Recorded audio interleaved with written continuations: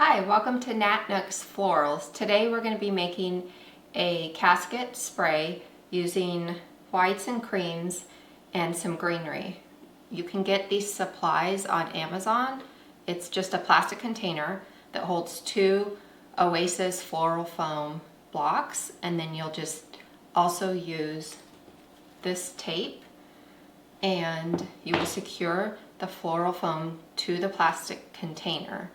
And casket sprays can be quite expensive. This all costs $65 worth of flowers from Trader Joe's. I just want to show you that these kind of arrangements aren't very difficult to make, and they can also be inexpensive.